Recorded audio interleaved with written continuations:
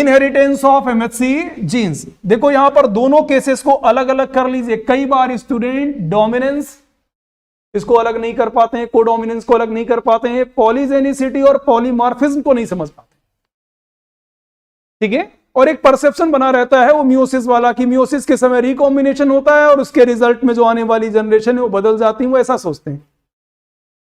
तो वो कहानी बिल्कुल अलग है, ठीक है। यहां पर हमारे पास फंक्शनल जीन ही ज्यादा दे दिए गए हैं, फंक्शनल जीन ही ज्यादा है। तो पॉलीमॉर्फिज्म और पॉलीजेनिसिटी मतलब हमारे पास ज्यादा जीन है और वो जीन सभी आइडेंटिकल नहीं है। मेरे पास जैसा पेन है ऐसे ही 4 पेन दे दिए जाते तो 4 मतलब पॉलीजेनिसिटी हो जाता, लेकिन चारों आइडेंटिकल होते तो पॉलीमॉर्फिज्म तो नहीं होता। लेकिन हमें 4 पेन दिए गए और चारों पेन अलग अलग थे तो दोनों चीजें वेरी कर गई, ज्यादा भी हैं और एक दूसरे से भी वेरी कर रहे हैं। तो ये केस सभी लोग ध्यान रखोगे। अब किसकी बात करेंगे? इनहेरिटेंस की। जो इनहेरिटेंस है वो कोडोमिनेंट मैनर में होगा। कैसा होगा?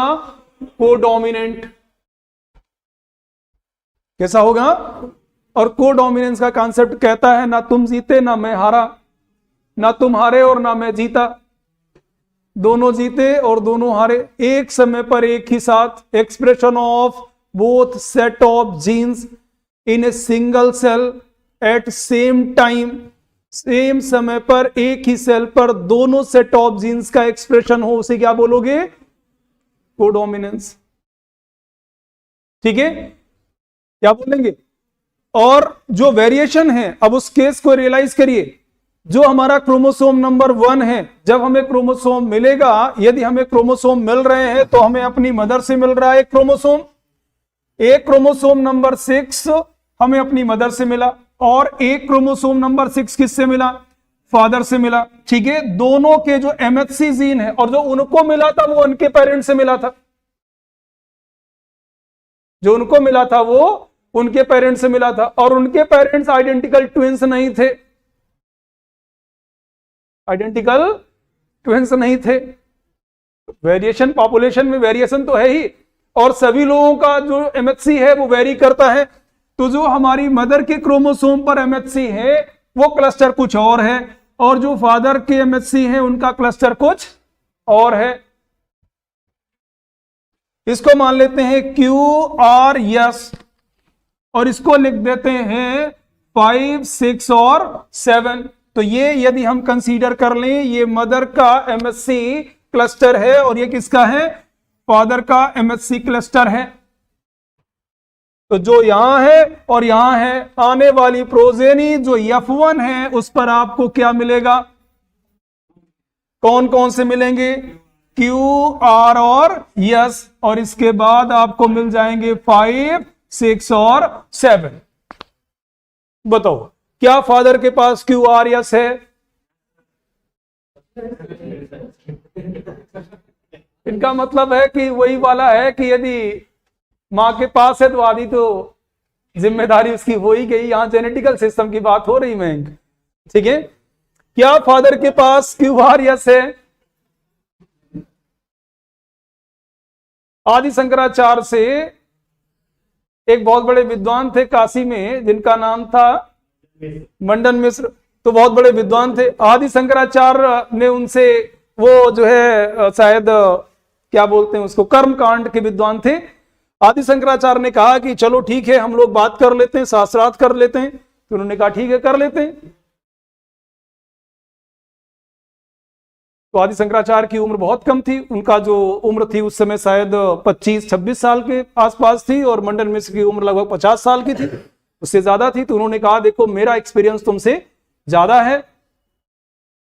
मेरी उम्र ज्यादा है, मेरा एक्सपीरियंस ज्यादा है और तुम अभी यंग हो। तो उन्होंने कहा नहीं कुछ भी हो लेकिन शास्त्रार्थ तो हम करना चाहते हैं। तो उन्होंने कहा ठीक है। तो उन्होंने कहा ऐसा करो फिर तुम कोई एक जज नियुक्त कर लो जो ये बता सके कि कौन हारा कौन जीता। ये तुम्हारी जिम्मेदारी है क्योंकि तुम्हारी उम्र कम है, ये ऑप्शन तुम्हारे पास है। तो उन्होंने कहा ठीक है। तो उन्होंने ढूंढा, बहुत सारे लोगों को चेक किया कि कौन मिल जाए, कोई ऐसा विद्वान मिले। 2 विद्वान आदमी है तो तीसरा भी तो होना चाहिए। ठीक है, इस कहानी को आगे बढ़ाने से पहले एक कहानी और थोड़ा बता देते हैं विद्वानों की। एक बार एक पंडित जी काशी से पढ़ के अपने गांव जा रहे थे, तो पहले रास्ताएं होते नहीं थे, अपना पोथी पत्रा लिए चले जा रहे थे। रास्ते में सत्यम जानवर चरा रहा था और सत्यम वहां मिल गया। बोला पंडित जी कहां जा रहे हो? उन्होंने बताया, बोले रुको पानी आनी पी लो। उन्होंने कहा कि ठीक है, पानी आनी पी लिया। तो सत्यम ने पूछा, पंडित जी आप तो बहुत विद्वान होंगे? तो उन्होंने कहा हाँ विद्वान तो है ही। बोले बहुत पढ़ाई की है, बहुत वेद पुराण पढ़े? बोले हमारे गांव में भी एक पंडित जी हैं, वो भी बहुत विद्वान है, चलो शास्त्रार्थ कर लो थोड़ी देर।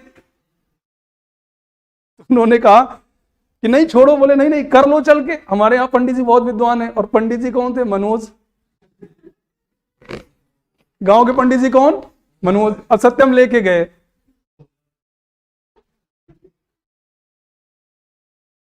तो तैयारी हो गई? बोले शास्त्रार्थ होगा।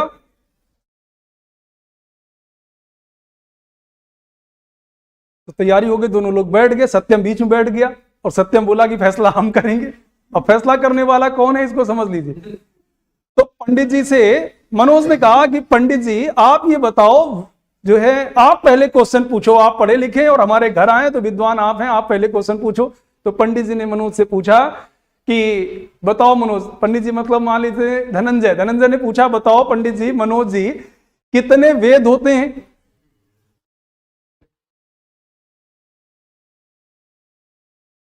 तो मनोज ने कहा नहीं नहीं पंडित जी अभी रुक जाओ, आप क्वेश्चन सही से नहीं पूछ पा रहे हैं। क्वेश्चन की शुरुआत हम करते हैं, तुम बहुत दिन पढ़े हो, तुमने पढ़ाई की, लेकिन क्वेश्चन पूछने का तरीका तुम्हारा बेहतर। तो फिर मनोज ने पलट के पूछा बताओ धनंजय वेद कितने होते हैं? तो धनंजय ने कहा 4। बोले सोच लो अभी। तो उन्होंने कहा नहीं 4 ही होते हैं, विद्वान हमेशा कहते आए 4 ही है, लिखा हुआ है। तो मनोज ने कहा बिल्कुल गलत, बिल्कुल गलत, 4 होते नहीं है। बोले यदि 4 वेद हैं तो 4 वेदाइन भी होंगी। 4 वेद हैं तो सत्यम से पूछा, बोलो बताओ कैसा? सत्यम बोला बिल्कुल ठीक। पंडित जी वहीं हार गए और जो कुछ काशी से लेके चले थे 10-20 रुपए वो भी दे दिए और चले गए। तो ये किसका हो गया? और जो वहां जज बैठा था उसने भी कहा कि बात तो पंडित जी सही है कि यदि वेद हैं तो वेदाइन भी होंगी। अब आपने पढ़ा हो या ना पढ़ा हो। तो इसी तरह से आदि शंकराचार्य से पूछा गया कि तुम अपना कोई जज ढूंढ लो जो डिसाइड करे। उनको शायद ये बात पता रही होगी कि ऐसा केस हो चुका है, तो उन्होंने ढूंढा, कोई मिला नहीं। तो जो मिश्रा जी थे पंडित जी, उनकी पत्नी का नाम भारती था, वो भी बहुत विद्वान थी। तो उसने कहा ये हमारी जज है, ये डिसाइड करेगी। और 1 महीने तक ये प्रक्रिया चलती रही। 1 महीने में, फिर 1 महीने रोज ये प्रक्रिया चले और होता रहा। 1 महीने बाद जो मंडन मिश्र थे वो निरुत्तर हो गए, उनके पास कोई उत्तर नहीं बचा। और जब वो हार गए तो आदि शंकराचार्य से उन्होंने कह दिया कि आप हमारे गुरु हैं और अब मेरे पास कोई उत्तर नहीं है।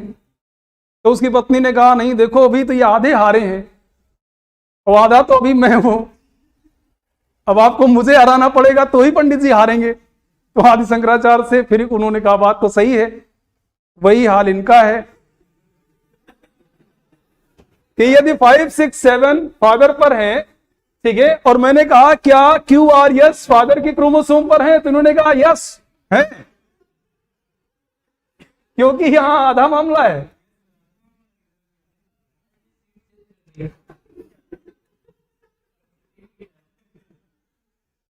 तो अब यहां पर इस केस को समझिए।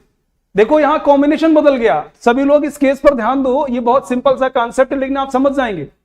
जो मदर के पास MSC कॉम्प्लेक्स है, MSC कॉम्बिनेशन है, वो QRS है। जो फादर के पास है वो 5, 6, 7 है। अर्थात जो फादर के पास है वो मदर के पास नहीं, जो मदर के पास है वो फादर के पास नहीं है। इस वजह से इनके टिश्यूज कॉम्पेटिबल नहीं है, अर्थात इनके टिश्यूज के MSC मैच नहीं कर रहे हैं। मेजर हिस्टोकॉम्पेटिबिलिटी कॉम्प्लेक्स पढ़ रहे हो ना, इसका मतलब इन दोनों के टिश्यूज आपस में मैच नहीं कर रहे हैं, कॉम्पेटिबल नहीं है। ये समझ में आ रहा है? अब जरा F1 प्रोजेनी को देखो, जो F1 के पास है कॉम्बिनेशन, वो फादर के पास नहीं है और ना वो मदर के पास है। बताइए, है क्या वो कॉम्बिनेशन? नहीं है। इस तरह से जो भी कॉम्बिनेशन आएगा उस कॉम्बिनेशन में वेरिएशन आता जाएगा। कॉम्बिनेशन में क्या है?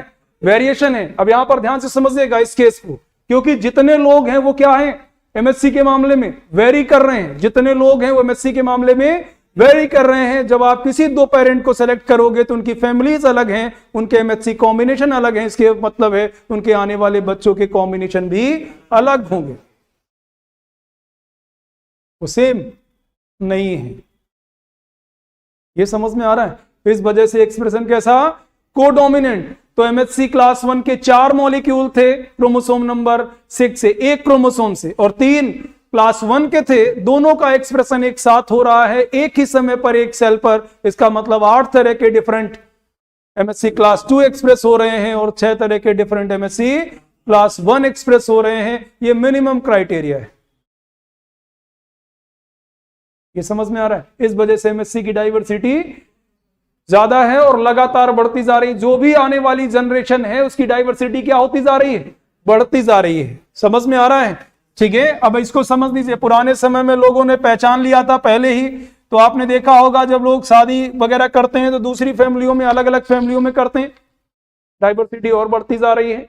इस समय दुनिया में जो एनिमल्स हैं जैसे शेर है या चीता है वो इलिमिनेट होते जा रहे हैं। उसका एक बड़ा कारण यह है कि उनकी एमएससी डाइवर्सिटी भी घट रही है। इस वजह से उनका जो इम्यून सिस्टम है, उनका इम्यून सिस्टम उतना डाइवर्सिफाइड नहीं है कि बहुत अलग अलग तरह के पैथोजेंस को क्या कर सके, इलिमिनेट कर सकें। फॉर एग्जांपल मान लेते हैं शेरों की एक फैमिली बची हुई है, शेरों की एक फैमिली बची हुई है। तो एक फैमिली बची हुई है तो ऑप्शंस वही है, जो ब्रीडिंग है वो उन्हीं से होना है। तो उनके एमएचसी कैसे हैं? कंजर्व हैं। उनके एमएचसी कैसे हैं? कंजर्व हैं। तो जो बच्चों में आएंगे वो भी कंजर्व होंगे। इस वजह से डाइवर्सिटी नहीं होगी। एमएचसी डाइवर्सिटी जितनी ज्यादा बढ़ती जाएगी, जो इन्फेक्शन होने के चांस हैं वो उतने ही कम होंगे, क्योंकि अलग अलग तरह के जो एंटीजन्स है उनका प्रेजेंटेशन हो पाएगा। ये एमएचसी मॉलिक्यूल्स की डाइवर्सिटी है। ये ध्यान रखोगे, ठीक है? कोई समस्या? तो किस तरह का एक्सप्रेशन है? कोडोमिनेंट। कोडोमिनेंस का मतलब होता है कि दोनों क्रोमोसोम, हमारी जो प्रोजेनी है उसमें दोनों क्रोमोसोम, मदर और फादर, दोनों के क्रोमोसोम से क्या हो रहे हैं? एमएससी एक्सप्रेस हो रहे हैं एक ही सेल पर एक ही साथ। और डोमिनेंस का कांसेप्ट कहता है कि दो में से कोई एक जीन एक्सप्रेस होगा, एक साइलेंट रहेगा। जैसे फीमेल्स में 2 एक्स क्रोमोसोम होते हैं, दो में से एक एक्स क्रोमोसोम इनएक्टिव हो जाता है, डोजेस कंपनसेशन। यदि आप मेल्स की बात करेंगे तो एक्स और वाई, फीमेल में देखेंगे तो 2 एक्स क्रोमोसोम है, दो में से किसी एक की जरूरत है, तो एक क्रोमोसोम हमेशा के लिए क्या होता है? साइलेंट कर लिया जाता है। इसी वजह से इसको कहते हैं डोजेस कंपनसेशन, क्योंकि दोनों एक्टिव रहेंगे, दोनों से प्रोटीन प्रोडक्ट बनते रहेंगे, और दोनों से यदि प्रोटीन प्रोडक्ट बनेंगे तो डोज डबल हो जाएगा। और यदि डोज डबल होगा तो फिर फिजियोलॉजिकल प्रॉब्लम आएगी। फिजियोलॉजिकल क्या होगी? तो बहुत सारे केसेस में एक ही जीन एक्सप्रेस होता है, लेकिन कुछ जीन्स क्या होते हैं? दोनों एक्सप्रेस होते हैं। तो एमएचसी का जो एक्सप्रेशन है कोडोमिनेंट है। कैसा है? इस वजह से जो आने वाली प्रोजेनी है उसमें मदर और फादर दोनों के एमएचसी हैप्लोटाइप एक्सप्रेस होते हैं। ठीक है, मैं यहां पर एक टर्म यूज कर रहा हूं, हैप्लोटाइप। कौन सा टर्म? हैप्लोटाइप। ये हैप्लोटाइप क्या है? एक टर्म है हैप्लॉइड और दूसरा टर्म है डिप्लॉइड। हैप्लॉइड और डिप्लॉइड। डिप्लॉइड मतलब 2 सेट्स ऑफ, बताइए, 2 सेट्स ऑफ जीन्स, जीन्स के 2 सेट। और आप जानते हैं एक सेट होगा एक क्रोमोसोम के पूरे सेट पर, तो यहां हैप्लोटाइप टर्म यूज किया जा रहा है। A complete set of genes present on a single chromosome.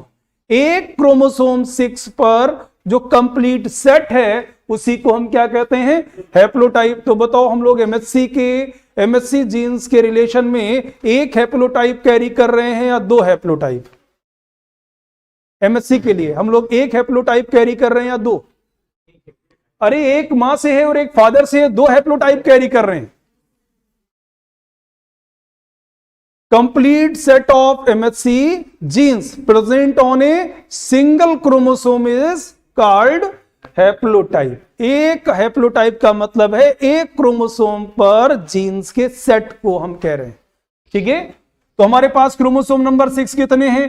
2 हैं, एक मदर से मिला और एक फादर से मिला। इस वजह से हमारे पास कितने हैप्लोटाइप है एमएचसी के? 2 हैप्लोटाइप, और दोनों से एक्सप्रेशन हो रहा है। समझ में आ रहा है? और लॉ ऑफ डोमिनेंस कहता है कि दोनों में से किसी एक को एक्सप्रेस होना और एक को साइलेंट होना है। तो अब इसको डोमिनेंस के केस में जरा समझ लो। यदि यहां पर एक्सप्रेशन डोमिनेंट होता तो जो F1 प्रोजेनी होती या तो उसके सारे एमएचसी फादर जैसे होते या फिर मदर जैसे होते। ये समझ में आ रहा है?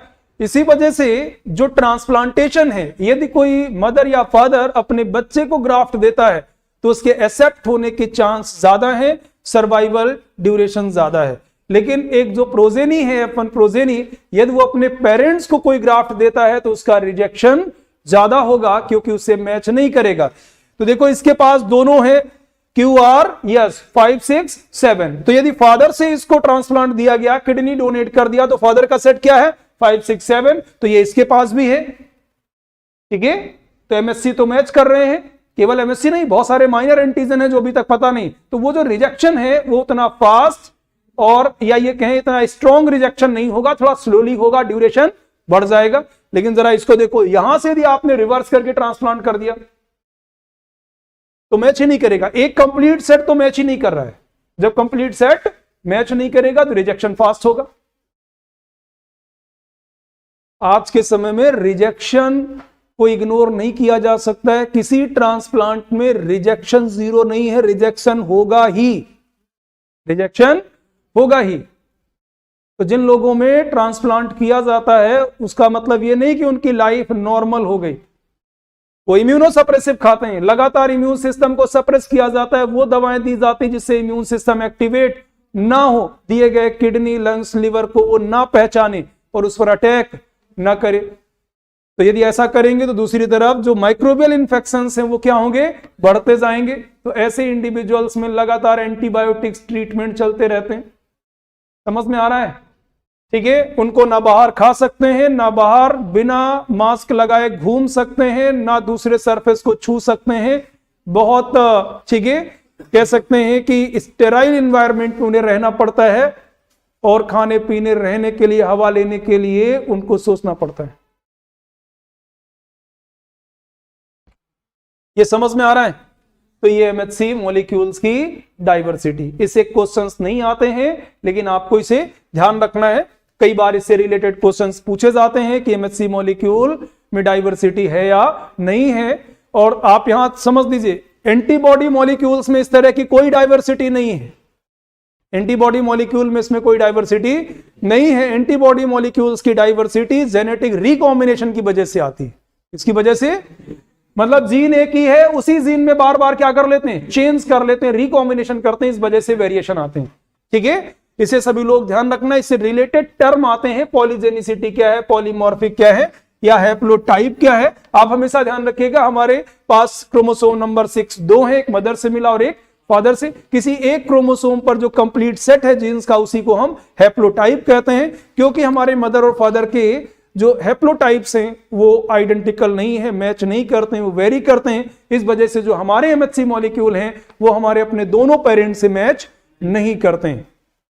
ठीक है, कोई समस्या इसमें?